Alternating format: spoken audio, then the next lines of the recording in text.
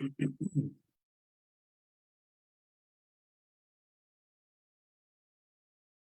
hello.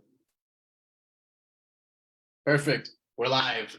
All right. Let me go ahead and I'm gonna give it a few minutes. Let people join. Um, Hope everybody's having a good Juneteenth off. I was having dinner real quick. By the way, if you guys haven't tried this sauce, it is fucking amazing. It's a gochujang hot and sweet sauce. I literally just toss it with like my ground beef and my rice. Like that's it. I should probably put veggies in there, but I haven't. Um, but it's like freaking perfect. I just like made it way too hot, so now it's kind of hot temperature wise. So now I gotta fucking wait to finish my dinner. Um, all right. Let me go ahead and double check that we are in fact live. It says it's live on my thing, but you never know with these things. By the way, this is Violet. She's she's only here looking for my food. So all right. All right, so we'll go ahead and get started. Yeah, it's already 5:02. Let's see. Share screen.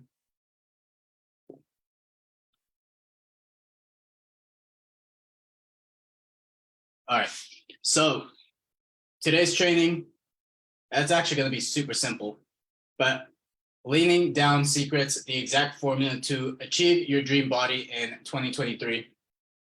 So if you don't know who I am, my name is John. I am the founder of No Bad Days Coaching, and I do these trainings just to give you as many tools as I possibly can to help you succeed in your fitness journey. So after today, you should know kind of the common challenges that are going to pop up in your life and really how to overcome them. And not just how to win once, because losing weight is easy when you've done it before. What's hard is really maintaining your weight. And so how to keep winning, not just once, but keep winning for the rest of your life. Also, the best approach to a calorie deficit. I see so many people fuck this up, and it's one of those things that I just need to provide clarity on it because the industry has fucking failed to actually educate people on how to do a calorie deficit properly. What kind of workouts are going to be the best for like long-term results, and then your environment and how that plays a huge factor in your overall success, not just in the short term, but also in the long term. All right. Okay. So some common challenges. It's gonna be fucking hard. I know I just said it like weight loss is easy, but like if you've never lost weight before or you constantly like lose 5 pounds, gain 10 pounds, lose 10 pounds, gain the 10 pounds back, like it's gonna be a hard thing. And the biggest thing that's gonna be your biggest hurdle to come across to kind of overcome is gonna be yourself. We tend to self-sabotage quite a bit when we are in uncharted territory. And so self-sabotage can sound very much like things such as I don't have enough money, I don't have enough time, I don't have enough energy, I don't have enough resources, I'm burnt out, I don't have motivation. To be quite frank, like I talked about this in the previous training. I didn't have motivation to go to the gym for like fucking 9 months. And like I still showed up every day. It wasn't easy. And it's not like I give it like my 100% every single day. But understand that your life is going to come in seasons and each season is going to look different. You're not going to be always super like on it and that's okay. You only have to be perfect 80% of the time. 20% of the time, just show up, keep doing the work, and it's gonna come. So what happened here? So how to overcome each one.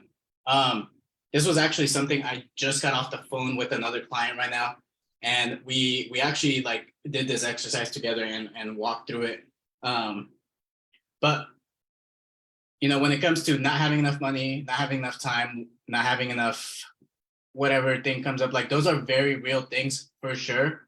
But you need to be able to find how to overcome them, because if you can't overcome these things in your life, then you know no one else can really overcome them for you, and so you become a victim of your life rather than winning in your life. And so how to really ultimately overcome every single one of these is by doing this simple exercise. You figure out what's really important to you. So how I picture it is you have these pillars, and so these pillars support your life, right? So like for me, my pillars are family, self-growth, health, and those are just some examples. I have a few more, but I want you guys to do this exercise for yourself and figure out what's important to you. And then every decision you make going forward, it needs to either align with this pillar or it doesn't. If it doesn't align with any of these pillars, then it doesn't serve you. And you don't need to be doing these things. So like, here's an easy example. A glass of wine every night. Does it align with health? Not really. Does it align with family? Not really. Does it align with self-growth? Not really. It's more like self-sabotage. And I get it. You want to be able to de-stress at the end of the day. There are different ways to de-stress that do not entail you sabotaging yourself. My biggest one, because I also struggle with self-sabotage still to time to time, to this day. For those of you that don't know, I like fucking smoked weed for like 3 years straight, like pretty much since the pandemic almost. And it wasn't until very recently that I decided I'm just gonna be sober, just because it was hindering me in my life.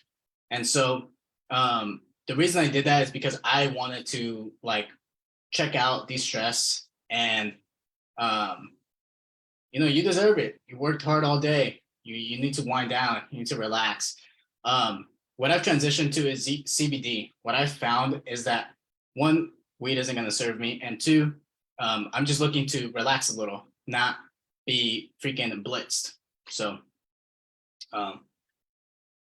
didn't realize I had put my pillars here. So those are my pillars. But you know, having happy hour with friends or with coworkers, I mean, you know, if it doesn't align with any of these pillars, then like you can still go to those happy hours. There's definitely a time and place to enjoy them, but you don't need to enjoy every single happy hour every week or twice a week. And you know, you can make the argument like, say family parties, like, yeah, I'm spending time with my family. I'm going to drink with them. I'm going to enjoy myself with them. You could make that argument, but it's really just an excuse, and it's actually in direct violation of like your health pillar. And so when it's in violation of any of one of these pillars, then it's one of those things that you just got to rethink and reframe and kind of really see, is that important to me?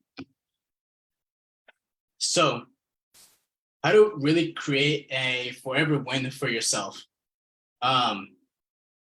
You know, you need to set realistic goals ultimately.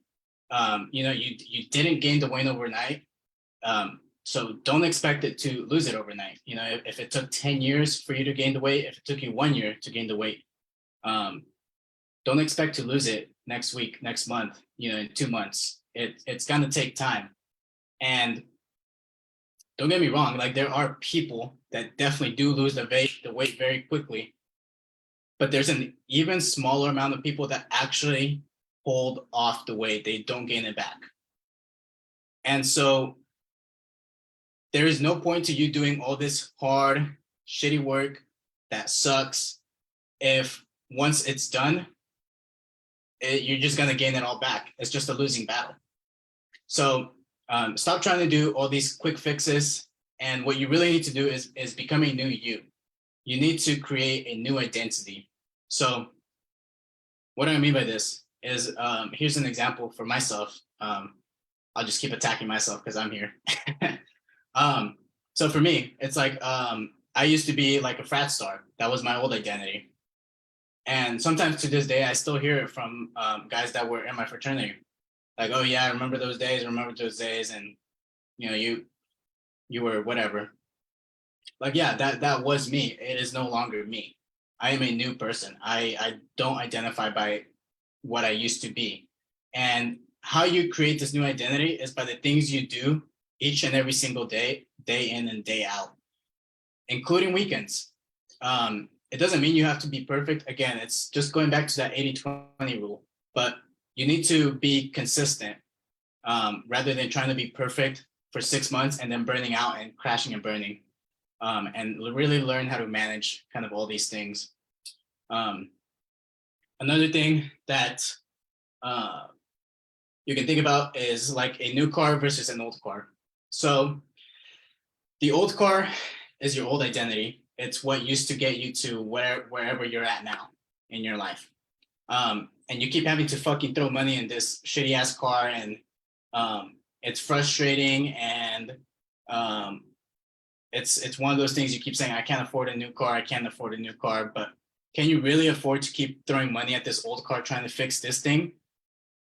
Wouldn't it be better to just get a new car, create a new identity, become a new person who can function and get you to the point B that you want to go so bad? So that's how I would think about it. Next, the triangle of awareness. I didn't draw a graphic here, but let me see if I have a pen.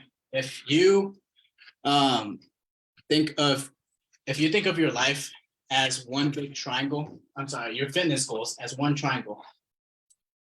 Okay, I don't know how well you guys can see that. You have you have your aesthetic goals. So this is literally how you look in the mirror.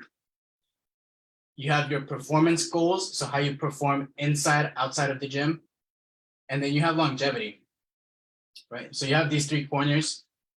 In the triangle of awareness, you are in the middle, okay? When you are chasing strictly aesthetics, yes, you will be at the pinnacle of aesthetics, but you can notice that you will be further away from performance and longevity. And so you can definitely, like for me, I would say my goals are more aligned with performance and longevity right now, rather than aesthetics. Aesthetics are still a little important to me, but not too much.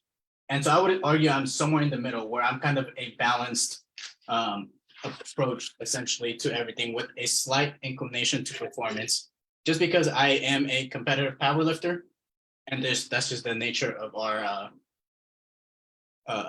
sport. So again, realistic goals, no quick fixes, triangle of awareness.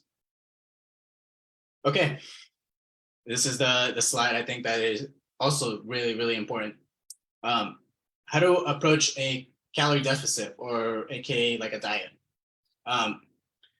You shouldn't need less than 1,500 calories a day. Like, I'll be brutally fucking honest, that's what a child eats.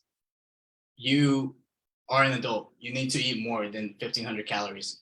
If you don't believe me, just go Google how much a child eats, a teenager, and you'll see.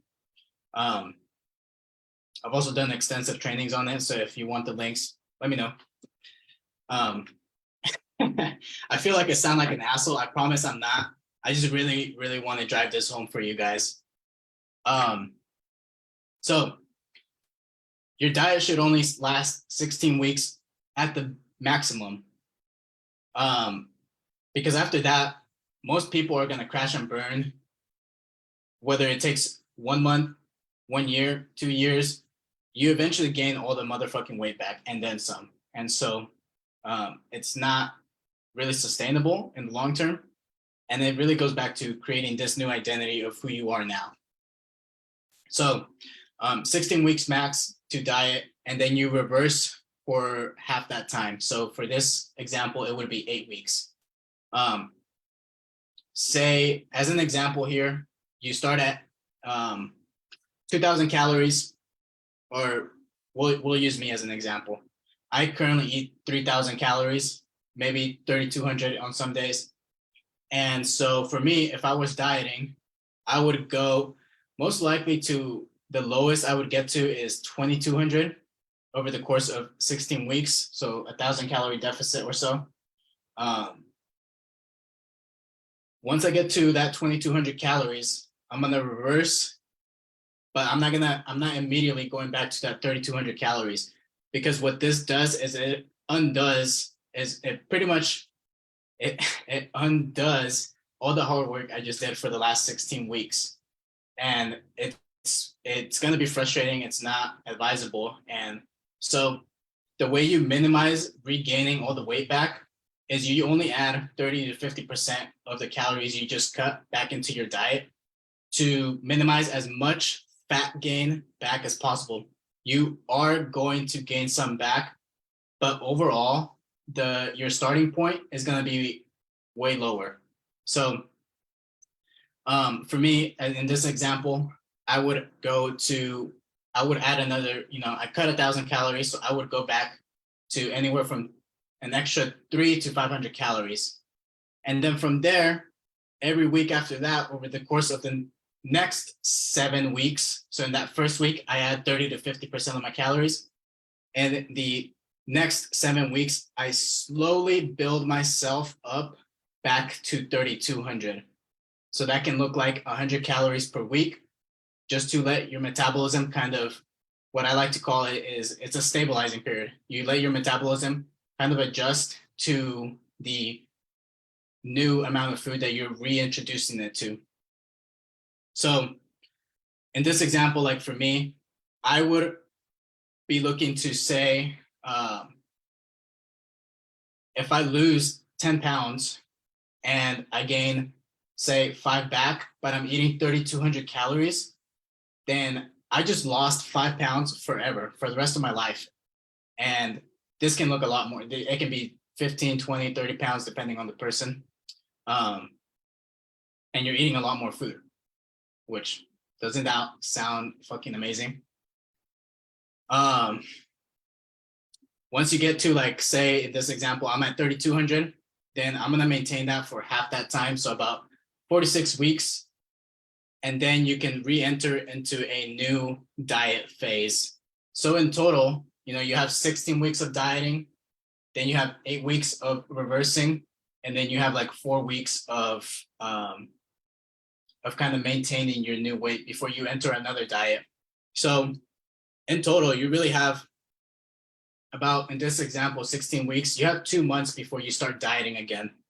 So that's essentially the best way for you to forever keep the fat off while eating more food, rather than trying to always be at a 1,500 calorie deficit and then eventually just saying, like, fuck it, this sucks, I'm over it, What this is actually also going to do is, like, if you go and crash diet really quickly, you can lose weight really, really fast, for sure. But say you get to your ideal weight, you most likely aren't gonna even like the person you see in the mirror. And it's super unfortunate because you had this fucking number stuck in your head and you're like, this is the goal weight, this is how I'm gonna look like. And then when you get to that weight and that's not what you look like, you're gonna be disappointed. And so it's gonna prevent that skinny fat look where you have very little muscle if you're rapidly losing weight. The golden rule of thumb is aim to lose 2 to 3 pounds per week, or about 2% of your body weight each week. That would minimize kind of you losing any any muscle and getting that skinny fat look. What to do if your progress stalls? Run a maintenance phase for longer, another stabilizing phase. It just means you haven't adapted and you need to stay in it longer, let your metabolism heal longer. And be aware that, like, the scale fluctuates day to day. So if, like, say on Monday you weighed we'll say 150. On Monday, you weighed 150. And then on Wednesday, all of a sudden you weigh 155. I promise you, you did not just eat, what would that be? 17,000 calories. That would literally be what you need to eat in order to gain that much weight that quickly. What it is most likely is just water weight from either shitty sleep. It could be stress. It could be the foods you ate the day before, like if they were high sodium. If you had a lot of carbs the day before, you're gonna retain more water. It's all water weight. It's not real weight. And so don't freak out when the scale fluctuates little by little. All right. Okay. So what's like the best workout protocol? Honestly, the best one is really the one you can stick to over the long term that you really enjoy. I just shared with you guys that I went through a rut where I fucking didn't want to be in the gym for like 8 months. And what got me through that is that it's my identity. It's who I am now. And so who I am is not a person that doesn't show up to the gym. I just go no matter how I'm feeling. Like after this, I have a couple more calls and then I'm going to be going to the gym, which is usually way later for me than what I'm used to. But, you know, it's not something, it's a non-negotiable in my life. So really that's the best workout protocol. But I always recommend at least 3 to 5 strength training sessions per week. Just as you age, your bones, your muscles, everything is kind of deteriorating, especially at a faster rate the older you get. And so this is going to be the best way to really fight kind of that aging process as much as you can. Next is cardio. My favorite form of cardio is just walking because that's the most sustainable. I don't think most people are going to run 6 miles every day for the rest of their life. But like I do still recommend it for sure. Because cardiovascular health is super important. Even like doing it 2-3 times a week, like that's maintainable. So long as you can keep doing it, like go for it. But don't do cardio to try to like lose a bunch of weight as quickly as you can. It's like not the right idea, the right mindset to go into. It is a tool for sure for weight loss. It is a tool. I'm not arguing that. It's just if your intentions are not right behind it, then it's not going to serve you how you want it to serve you. Whoops, what did I just do? Okay. And yeah, last thing is get out of your own way. You know, give your body enough energy to recover, get better sleep. Your mood is going to improve, and you're only going to be hindering yourself by trying to go hard 7 fucking days a week. It's just going to lead you to burnout. So just get out of your own way. Ultimately, that's kind of what it comes down to. So that was it. Hopefully you guys found that super insightful. I just gave you a bunch of tactical ways to really lose the fat and keep it out of your life for the rest of 2023. It's not something that is going to be done in the next, 1 week, 2 weeks, but this is really the long-term result and how to become a new person where you're not constantly regaining the weight back, those 5, 10, 15, 20 pounds, whatever much it is. So I'm going to hang out for a bit. I want to answer any questions that may come up. If not, I do have another call in a few minutes. So let me take a look at the comment section. David, just what I needed to hear. Awesome, man. I'm glad it resonated with you. Jonathan, thanks for joining us.